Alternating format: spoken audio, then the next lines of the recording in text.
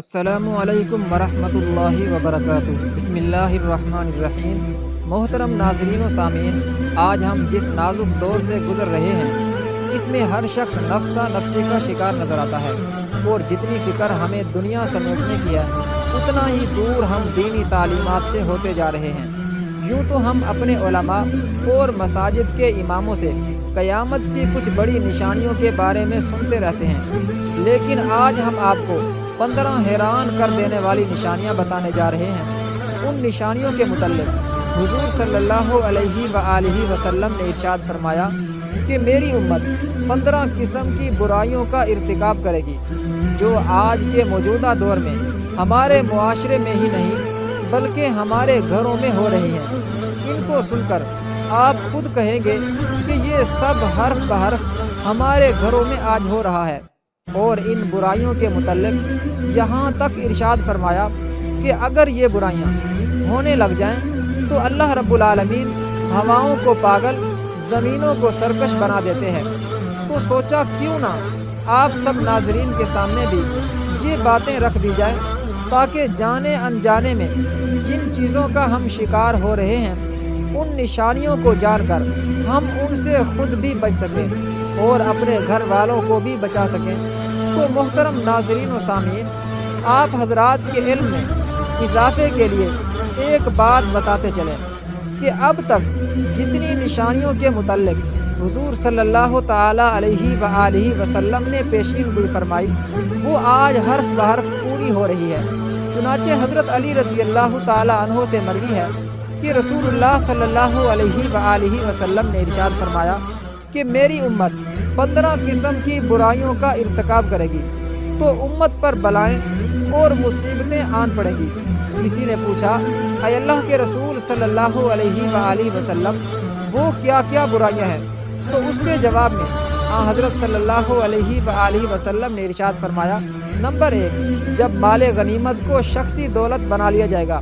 مال غنیمت کو دولت قرار دیے جانے کا مطلب یہ ہے کہ اگر سلطنت کے اہل طاقت و ثروت اور اونچے عہدیدار مال غنیمت کو شرعی حکم کے مطابق تمام حقداروں کو تقسیم کرنے کے بجائے خود اپنے درمیان تقسیم کر کے بیٹھ جائیں اور محتاج و ضرورت مند اور چھوٹے لوگوں کو اس مال سے محروم رکھ کر اس کو صرف اپنے مصرف میں خرچ کرنے لگے تو اس کے معنی یہ ہوں گے کہ وہ اس مال غنیمت کے تمام حقداروں کا مشترکہ حق نہیں سمجھتے بلکہ اپنی ذاتی دولت سمجھتے ہیں۔ نمبر 2، جب امانت کو غنیمت سمجھ لیا جائے گا۔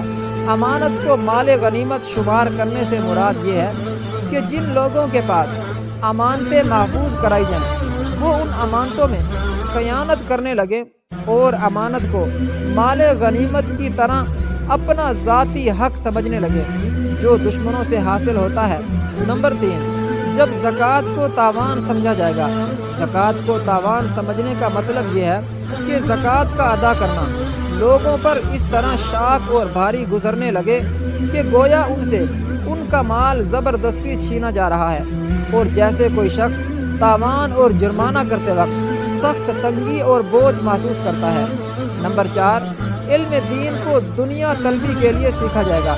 عمل اور اخلاق و کردار کی اصلاح و تہذیب، انسانیت اور سماجی فلاح و بہبود، اور خدا اور رسول کریم صلی اللہ علیہ وآلہ وسلم کا قرب و خوشنودی حاصل کرنا نہ ہو بلکہ اس کے ذریعے دنیا کی عزت، مال و دولت، جاہ و منصب اور ایوان اقتدار میں تقرب حاصل کرنا مقصود ہو۔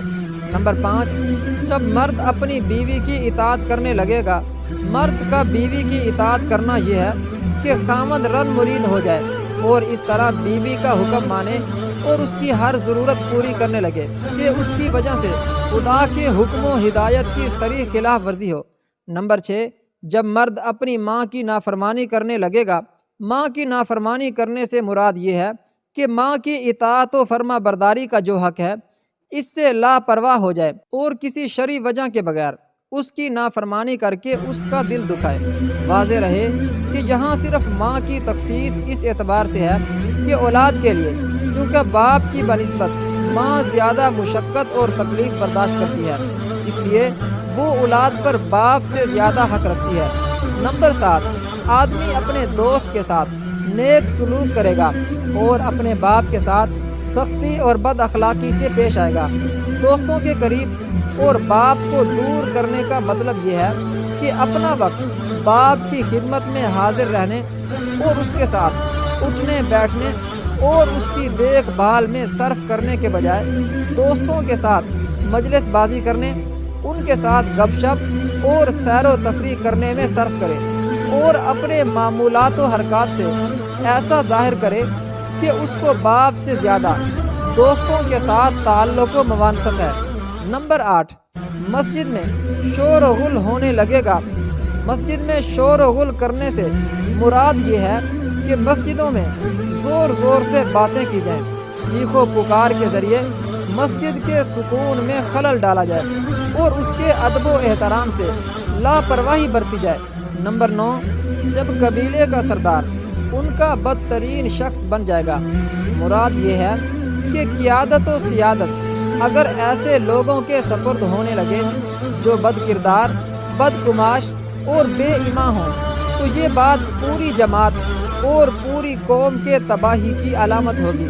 نمبر 10، جب قوم کا سربراہ ذلیل ترین شخص ہوگا، یعنی اگر کسی قوم و جماعت کے زعماء ان لوگوں کو قرار دیا جانے لگے جو اپنی قوم و جماعت کے کمینہ صفت، بد کردار اور رذیل ترین ہوں، تو سمجھ لینا چاہیے کہ اس قوم و جماعت کی تباہی کے دن آ گئے ہیں۔ نمبر 11، جب آدمی کا اعزاز و کرام اس کے شر سے بچنے کے لیے کیا جائے گا، آدمی کی تعظیم اس کے فتنہ و شر کے ڈر سے کی جانے کا مطلب یہ ہے کہ کسی شخص کی تعظیم و احترام کا معیار اس کی ذاتی فضیلت و عظمت نہ ہو، بلکہ اس کی برائی اور اس کے شر کا خوف ہو، یعنی کسی شخص کے اس لیے تعظیم کی جائے کہ وہ دوسروں کو نقصان پہنچانے یا ستانے کی طاقت رکھتا ہے، جیسے کسی فاسق بدگماش کو اقتدار و غلبہ حاصل ہو جائے اور لوگ اس کی عزت اور اس کی تعظیم کرنے پر مجبور ہوں۔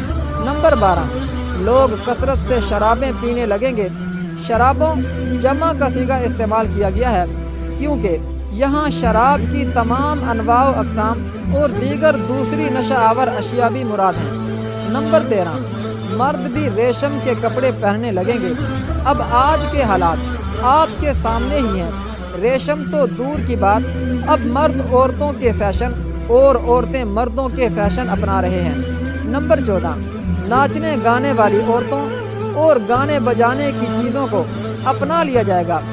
گانے والیوں سے مراد گلوکارائیں، رقاصائیں، ڈومنیاں اور نائنے وغیرہ ہیں۔ اسی طرح باجوں سے مراد ہر قسم کے ساز و باجے اور گانے بجانے کے آلات ہیں جن کو شرعی اصطلاح میں مزامیر کہا جاتا ہے، جیسے ڈھولک، ہارمونیم، طبلہ، سرنگی اور شہنائی وغیرہ۔ نمبر 15، اس امت کے پچھڑے لوگ اگلوں پر لعنت بھیجیں گے، تو پھر سرخ آندھیوں اور زلزلوں، زمین میں دھس جانے، شکل بگڑ جانے اور پتھروں کے برسنے کا انتظار کرو اور ان نشانیوں کا انتظار کرو جو یکے بعد دیگرے اس طرح آئیں گی جیسے کسی ہار کی لڑی ٹوٹ جانے سے اس کے دانے یکے بعد دیگرے بکھرتے چلے جاتے ہیں۔